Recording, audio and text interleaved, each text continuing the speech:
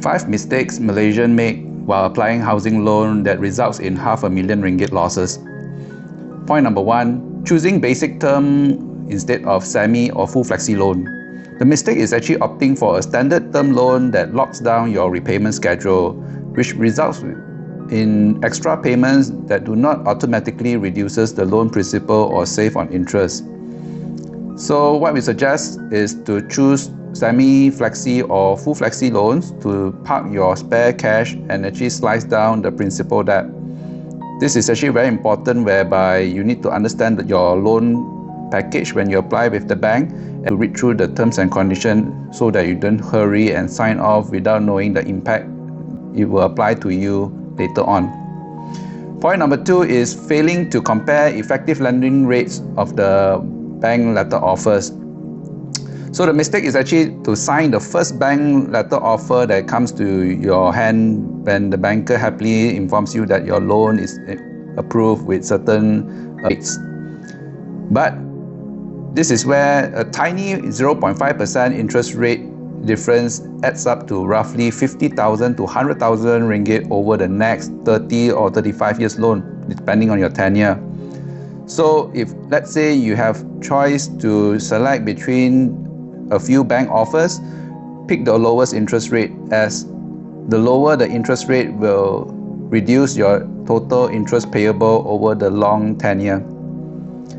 Shop around and across different multiple banks to secure the lowest spread relatively to the standardized base rate. Point number 3, buying MRTA without assessing future property plans. The mistake is actually to automatically buy MRTA that is financed into the loan. This is where you are actually essentially borrowing money from the bank just to buy an insurance, and this borrowing to purchase the insurance is also incurring the same interest rate as your housing loan. So think about it. Are you able to pay for your own insurance? Why not consider the solution, which is to use MLTA instead if you plan to not only buy this property but future property? You don't have to purposely rebuy the MRTA, because each time you actually decided to sell the house or refinance the house, you will actually cancel the MRTA. This will incur a higher cost because you will have grown older. Premium is calculated based on your age. Right? Point number 4, maximizing loan tenure to 35 years blindly. We always want to think that if I stretch my loan to the highest tenure, I will be able to reduce my monthly installment. But the possibility is that the final 5 years of the 35 years loan actually consists almost entirely of compounded interest losses. Why is that so? It's because when you actually opt for a 35 years loan, for example, the first 17 years, or I would say the first half of the entire loan tenure, you're just paying almost 90% of your every monthly installment as interest.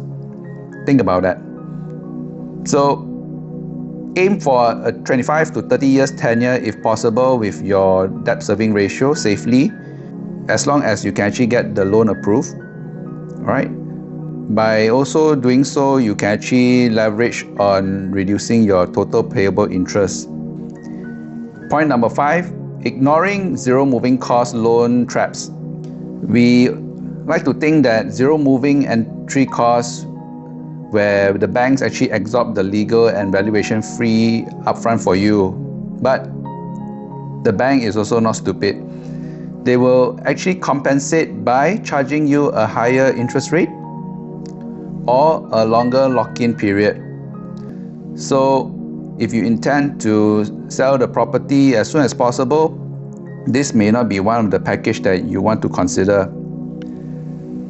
If possible, try to pay for your own legal fee and valuation fee out of your own pocket, and probably the banks can actually offer you a 0.2 to 0.5% lower interest rate, which is much more cheaper in the long run for you, rather than you having to pay that interest out of your own pocket.